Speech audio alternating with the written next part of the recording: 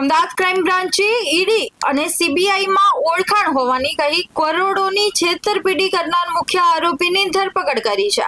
આરોપી વિજયકુમાર ઉર્ફે મુન્ની ઉર્ફે કૈલાસ શંકરલાલ પટેલ મૂળ મહેસાણા જિલ્લાના કુકરવાડાનો રહેવાસી હોવાનું સામે આવ્યું છે। આરોપીએ ઈડી દ્વારા જપ્ત કરાયેલા આશરે ₹11.10 કરોડ છોડાવી આપવાના બહાને ફરિયાદી પાસેથી ₹3.18 કરોડથી વધુનો રકમ પડાવી લીધી હતી। રૂપિયા પરત ન આપતા ફરિયાદના આધારે ડીસીબી પોલીસ સ્ટેશનમાં ગુનો નોંધાયો હતો।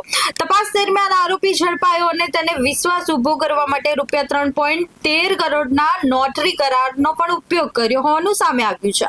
આરોપી સામે અગાઉ પણ કડી, સાંથલ અને ભવનપુર પોલીસ સ્ટેશનોમાં છેતરપિંડીના અનેક ગુનાઓ નોંધાયેલા હોવાનું ક્રાઇમ બ્રાન્ચે જણાવ્યું છે। પોલીસે આ પ્રકારનો છેતરપિંડીનો ભોગ બનેલા અન્ય લોકોને પણ આગળ આવી ક્રાઇમ બ્રાન્ચને સંપર્ક કરવા અપીલ કરી છે।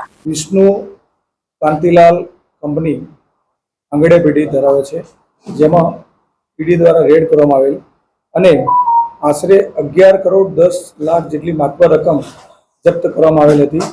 આ રેડની ખબર પડતા હાલના ગુનાના આરોપી વિજય કુમાર દ્વારકાદાસ પટેલ ઉર્ફે વિજય મુખી, જેઓ આંગણે પેઢી ખાતે જાય છે અને તેઓને એવું કહે છે કે મારે ઈડી અને સીબીઆઈમાં મોટે ઓળખાણ હોય, તમારું આ કામ હું કરી આપીશ।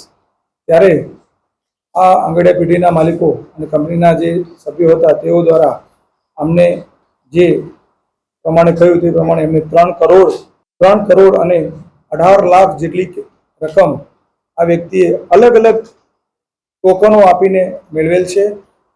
આ વ્યક્તિ દ્વારા આશરે 6 થી 8 મહિના દ્વારા એમનું કામ થયેલ નહીં, તો આ કંપનીના માલિકો દ્વારા વિજય ઉર્ફે મુખી નો સંપર્ક કરેલ અને એમને જણાવેલ કે અમારું કામ થયેલ નથી, તો જો કામ ના થાય તો અમારા પૈસા અમને પાછા આપો।